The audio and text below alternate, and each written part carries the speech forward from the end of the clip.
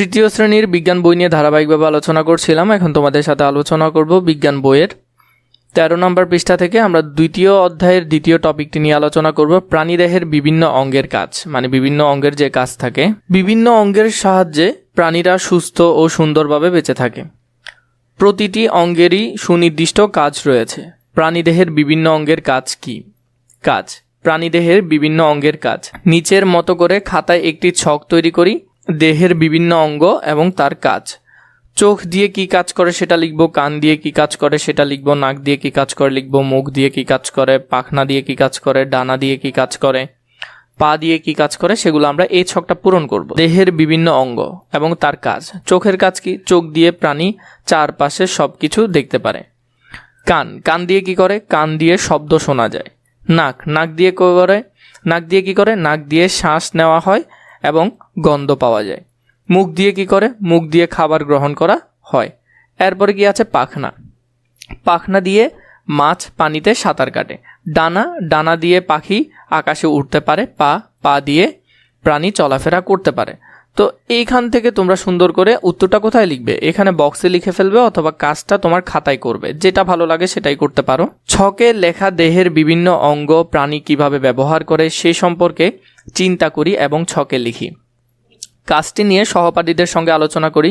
আমরা এখানে 3টা ছবি দেখতে পাচ্ছি। এখানে কুমির মাছ ধরছে, ঈগল উঠছে, বাঘ দৌড়াচ্ছে। তো এখানের মধ্যে কুমির পা ব্যবহার করে হাঁটে ও সাঁতার কাটে। মুখ ও দাঁত দিয়ে খাবার ধরে খায়। পাখির ক্ষেত্রে পাখি ডানা ব্যবহার করে ওড়ে। পা দিয়ে বসে ও হাঁটে। বাঘ পা দিয়ে দৌড়ায়। মুখ ও দাঁত দিয়ে শিকার ধরে খায়। চোখ দিয়ে শিকার দেখে। তো জাস্ট তোমাদেরকে একটু ধারণা দেওয়া আর কি, এইগুলো তার জন্যই লেখা, না হয়তো প্রয়োজন ছিল না, কিন্তু তাও তোমরা যাতে ছবিগুলো সম্পর্কে একটু ধারণা পাও। সার সংক্ষেপ। প্রাণীদেহের বিভিন্ন অঙ্গ প্রাণী তার নিজের প্রয়োজনে ব্যবহার করে। প্রাণীদেহের প্রতিটি অংশের কাজ ভিন্ন। প্রাণীর বিভিন্ন অঙ্গের কাজ সম্পর্কে আরও কিছু জানি। বাঘ কান দিয়ে শোনার কাজ করে, চোখ দিয়ে দেখার কাজ করে, নাক দিয়ে শ্বাস নেওয়ার কাজ করে, মুখ দিয়ে খাবার গ্রহণের কাজ করে।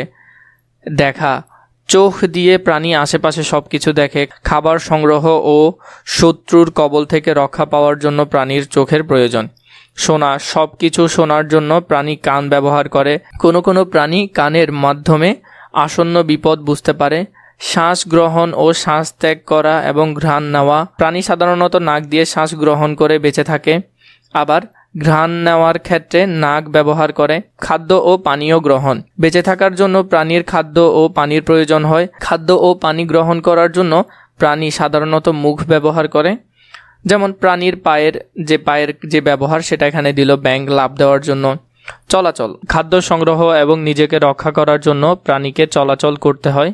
এছাড়াও বিভিন্ন প্রয়োজনে প্রাণীকে এক জায়গা থেকে অন্য জায়গায় যেতে হয়। বিভিন্ন উপায়ে প্রাণী চলাচল করে থাকে। প্রাণীরা বিভিন্ন অঙ্গের মাধ্যমে চলাচল করে থাকে। কিছু প্রাণী আছে যেগুলো হাঁটা, দৌড়ানো ও লাফ দেওয়ার জন্য নিরাপদে পা ব্যবহার করে। প্রায় সব পাখি ডানা ব্যবহার করে ওড়ে। পানিতে সাঁতার কাটার জন্য মাছ পাখনা ব্যবহার করে।